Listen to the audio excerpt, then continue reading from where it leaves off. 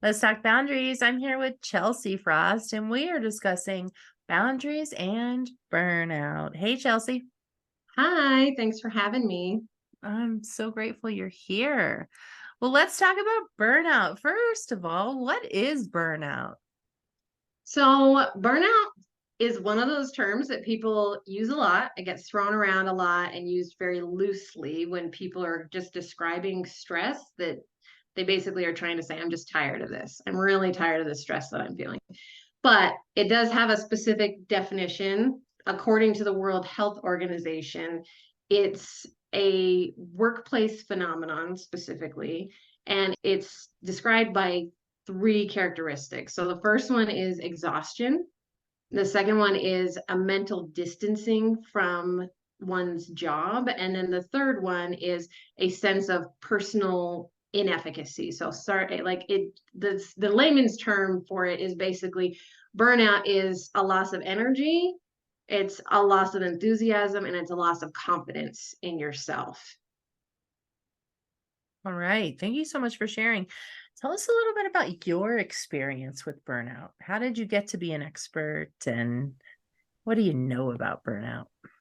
Well, my experience actually started with burning out myself, unfortunately. So, years ago, several years ago, I worked in a job that I had actually recently started, and I was very excited for this job. One of the I guess kind of telltale signs of burnout is when there's a mismatch between expectations between the individual and then their job and what the job actually basically delivers for them.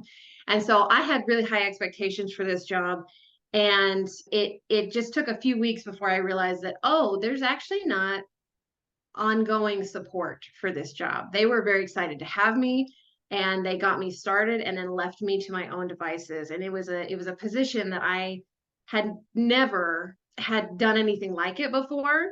And so the minimal amount of training and support was really not enough for me to be set up to be successful. So the unfortunate part was I was kind of left to train myself, and I just realized that, like, oh wow, this is not what I expected. Which, like I said, that mismatch in expectations is a kind of a starting point for burnout. And there were just other issues that came up, and it turned into eventually that I was every day I'd come home and I'd just be in tears after work. And I just remember my husband at the time looking at me and just being like, I just want you to be happy. I want you to do something that makes you happy, because I was really torn about potentially quitting this job that I had only recently started. Unfortunately, in the world of burnout, when someone's experiencing it, there's this stigma and this belief of there's something wrong with me, and that I don't like, if you can't handle the heat, then get out of the kitchen. That's kind of the phrase that comes to mind, where people think that if you're burning out, that you aren't capable of doing the job. But it comes down to, it's really more of an environmental thing. There's more going on than just you as an individual trying to deal with these things. So for me, I ended up having to quit my job because I fully burnt out. I ended up developing severe anxiety because of the burnout. I ended up developing chronic fatigue, where at the worst, there was a period where I'd sleep the whole night. And then during the day, I'd be sleeping an extra 6 hours because I was just so exhausted all the time. And I Mm. developed some like dietary sensitivities, so I couldn't eat gluten and dairy and things like that. So it just turned into kind of just a rollover effect of poor things happening in the workspace that then affected my health, my personal life, and mental health as well. Yeah. And how did you know that you were burnt out? It was actually my manager was the one who, when I sat down to talk to her about the issues that I was experiencing, when I finally was able to get with her, she was very inaccessible. Like I said, there wasn't a whole lot of support. When we finally sat down and she said, what you're describing to me are the symptoms of burnout. Mm. And I said, like, my response, at least internally, I don't know if I said it out loud, but internally was like, what? Like, I haven't even fully started working in my job and started working with clients, where I worked in the nonprofit sector. And so to me, I equated burnout with compassion fatigue. And if I wasn't working with clients full time yet in that position, in my mind, I was like, how could I be burning out? So again, very much unfortunately instilled that feeling of there must be something wrong with me. I'm failing here because I can't apparently live up to the responsibilities of this position, because all she could do, all she knew was to identify it. She didn't have any suggestions for how to fix it, which is part of why I do what I do now. But to share with you a little bit, I guess, of the between that burnout experience and how I landed where I'm at now, I had to recover because again, it had such far-reaching effects on my life. And it took years. It was about 5 years before I really started feeling like myself again. And the first kind of major shift that I experienced was when I finally realized, okay, I need to get out of the house more to interrupt my sleep pattern. I need to get around people. I want to exercise and move my body more. So I joined a women's fitness class that was specifically weightlifting. And they had a challenge that they were doing during the second month that I was there. And my body was still getting used to lifting heavy weights, but this was a squats challenge, a barbell squats challenge. And the first 2 weeks, I ended up doing more than anyone else there, but I racked it when I was like, I think 20 squats is plenty. That second week, I think 30 squats is plenty.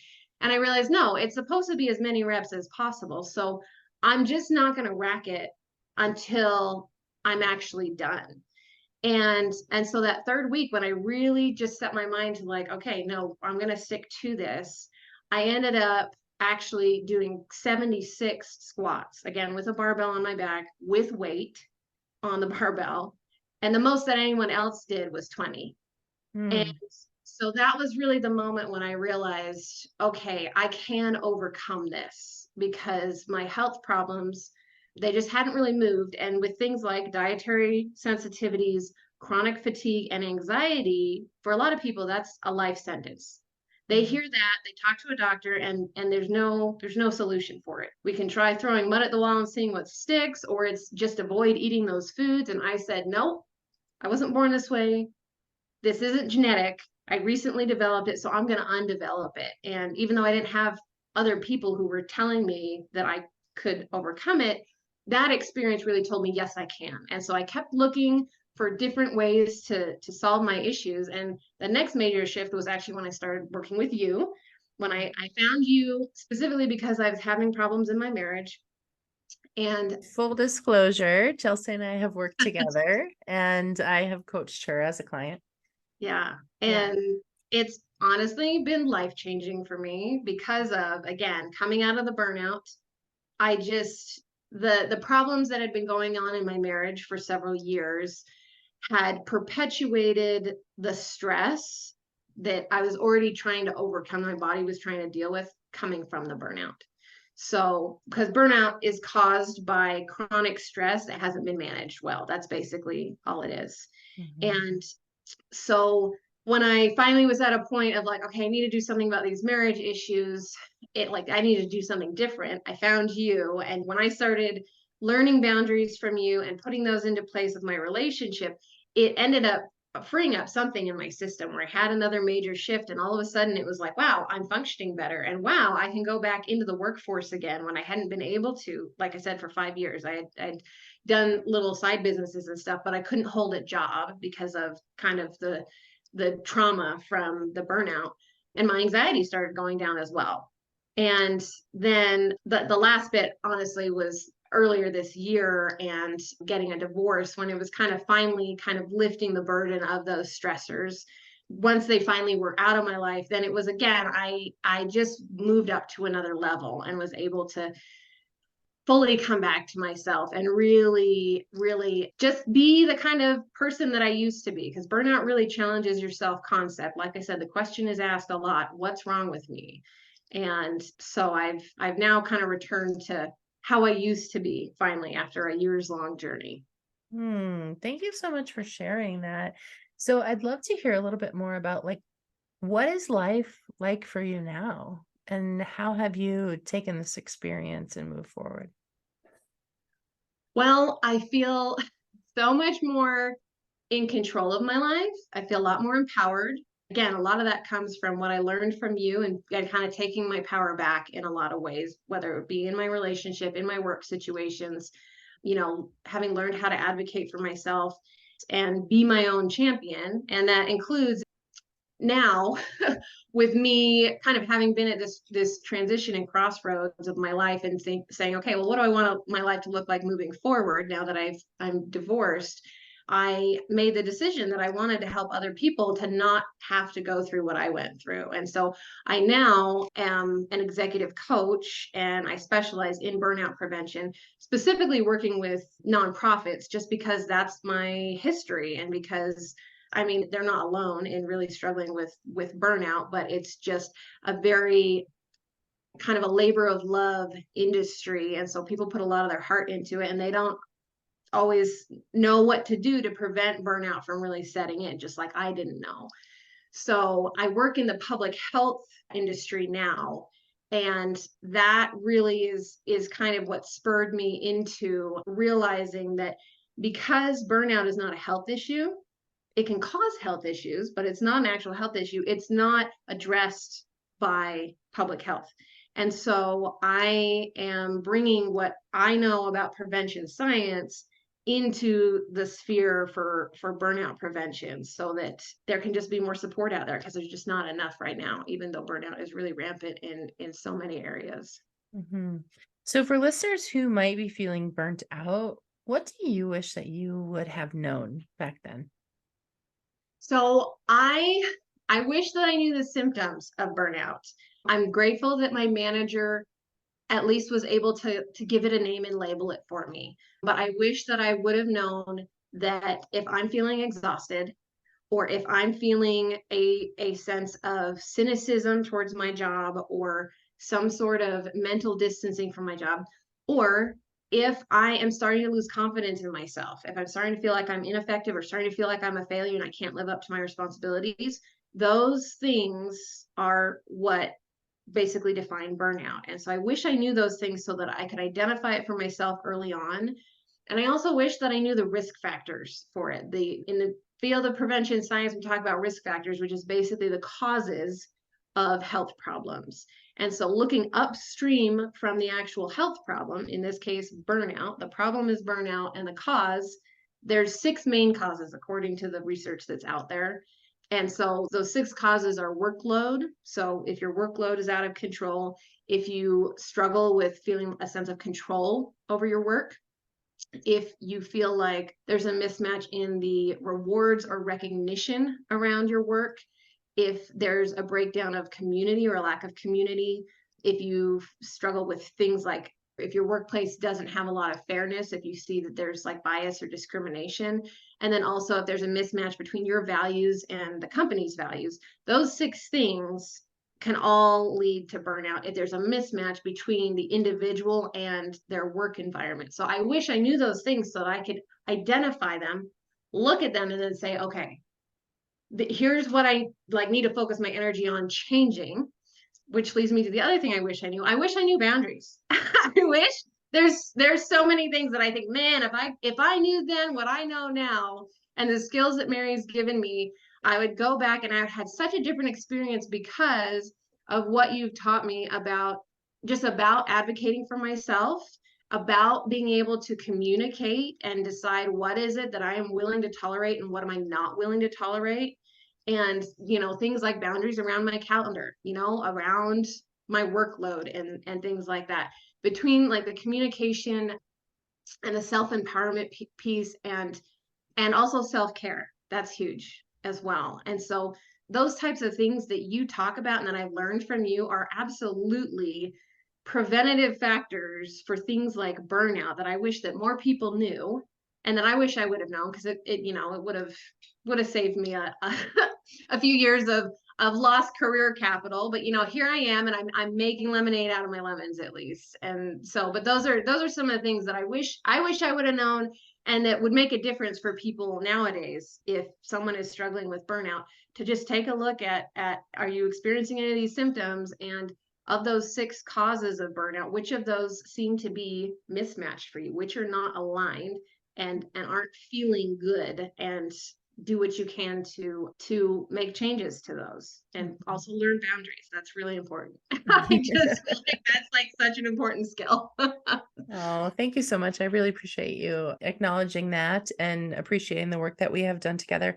So, my question is about these risk factors, right? My understanding is that risk factors show like correlation to, right? And not maybe necessarily causality, but like correlation to. So, let's say that someone is listening and they're like, shoot, of those 5 or 6 things that she just listed, I'm self-identifying 3 or 4 of those things I'm experiencing right now. Okay, then what?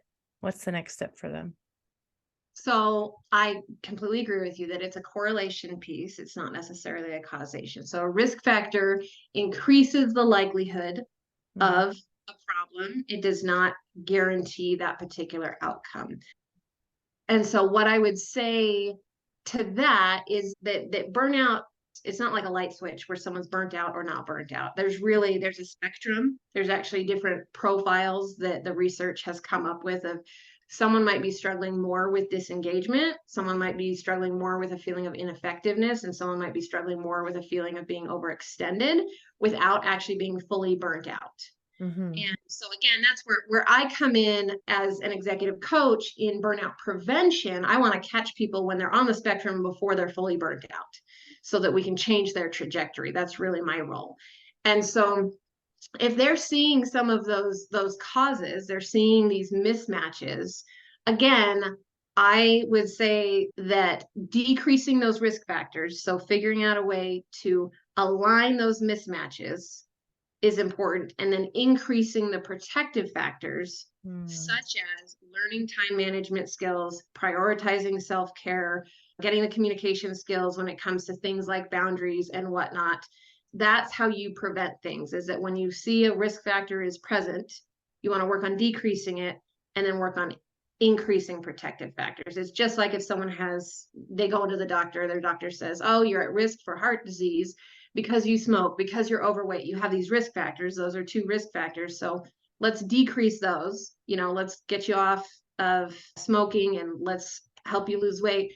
But then also, let's get you eating healthier and exercising. Those are the protective factors. So you want both in place. To just get rid of the risk factors is it takes you to neutral. It doesn't necessarily take you into the positive. awesome. I love that. Great. Okay, so we've spoken to people who might be experiencing some symptoms of burnout. What about the people who are leaders who might be supervising someone who's showing signs of burnout? What might you say to them? So I would say that the best thing that you can do is have a conversation. And actually, maybe before that, the first thing I would say is have the right mindset Mm, that there's not something wrong with your employee. In the world of trauma informed approaches, there's been a change in how we approach situations when someone struggles to deal with a situation that might be normal for someone else. We have a tendency to ask, what's wrong with you? And in the trauma informed world, you ask, what's happened to you? And so it's really changing from it, the person isn't the problem. It's there's something that has affected the person to cause the problem. And so that's the kind of mindset that I would recommend, is knowing that it's not that there's something wrong with your employee, it's that there's a mismatch between them and something in their environment or multiple things in their environment. And so if they're experiencing the symptoms of burnout, I would just have a conversation around it. And I would ask them about those 6 causes. I would ask them, how do you feel about your workload? And really listen when they tell you the answers. I would ask them, how do you feel about your ability when it comes to control? How do you feel about your ability to direct your work? And, do they feel like they have enough autonomy, or do they feel like they're micromanaged, or like there's decisions that are made up top that affect them and force them to, they don't have any say basically when it comes to rewards and recognition. Asking them, if it makes sense, ask them, do they feel like they're being compensated appropriately? Or, what are ways that that I can better support you with feedback. Ask them, how would you prefer to be praised or recognized for your work?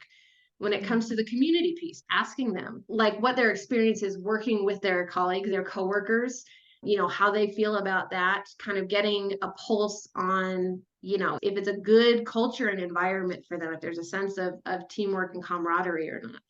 When it comes to fairness, asking them, if they feel like they're treated fairly in the workplace. And when it comes to things like values, I would say finding out about them, really learning about who they are, what matters to them, learning about their aspirations and their communication styles and things like that. That will tell you their values and therefore what their goals are, what's important to them, again, how they prefer to be communicated with or recognized. And if you find out that they have family and things like that and what they prioritize in their hobbies, then maybe you'll learn things that, maybe they're okay with, overtime work, but it's unexpected overtime work. They really struggle with that because of their kids. They're a single parent or something like that. You just getting to know them and understanding their values will cover that piece. And so it comes down to really just being, I'd say, a good listener and bothering to ask the questions to get their own just kind of personal assessment on what's happening in their environment, how they're perceiving their environment, and then having, co-creating with them, having a conversation on what can we do to make adjustments to make this better for you. Because that's ultimately, people aren't usually just going to come out of burnout unless it's just a very busy season and workload is the only issue and it's going to end after this season.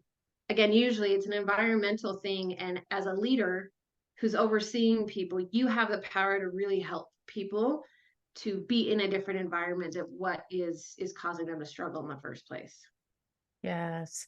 I love this idea that if you are the leader, let's focus on what you can be empowered to influence and to change and to control there. And if you are the person experiencing burnout, like let's focus on what you can influence and change and where your empowerment spaces are there. All right. Well, let's wrap up here, Chelsea. If you had kind of one or two main takeaways for listeners, what might you say? I would say that if you're feeling burnt out, it's not your fault. There's nothing wrong with you. You are having a natural human response to some problems in your environment, a mismatch between just you, whether it's your expectations or your, maybe it's just personality, temperament, values, whatever it is, and an environment. And I would encourage you that you can recover from it, that whatever your outstanding issues have been coming from it, that keep pushing to overcome it because I did. And I am back to my old self again today. And I want that for everyone. And again, I don't deal in burnout recovery because I really want to prevent burnout recovery, the recovery piece, from ever being a part of anyone's story. I'd rather just make it so no one has to go through it. So for those that are starting to feel burnt out and are not fully burnt out, but are starting to feel it, my encouragement would be really that control piece that you just mentioned, of that you have the ability to influence more of your circumstances than you realize. And again, I learned this from you, Mary. I really did. The being able to understand that there are more options available to me than I at first generally seem to think. And so really taking the reins on my own experience and not tolerating things that are going to be damaging to me, but actually influencing what I can influence, controlling what I can control, and really assessing if something is a good fit long term, because sometimes the answer is you need to go and actually put yourself in a different environment. Yes, thank you so much. And that's what I'm feeling in this moment too, is that, there may be situations where you are not the best fit for your current work environment. And that doesn't necessarily mean that there's something wrong with you. Yeah. Yep. It's not the answer for everybody because it's not that an environment is always wholly wrong. It's Mhm. just a mismatch, and that mismatch can be brought into alignment sometimes, but you need to do what's best for you, because if you don't put your own mask on, you're not going to be any good to anybody if you fully burn out. Because I know I wasn't during my years. So I would encourage everyone really to just make a point to take control where you can take control. Yeah. If listeners want to reach out to you, Chelsea, what's the best way for them to find you? So I'm on LinkedIn, but you can go to my website at stopburnout.co, stopburnout.co. Awesome. Thank you so much for being here. Thank you.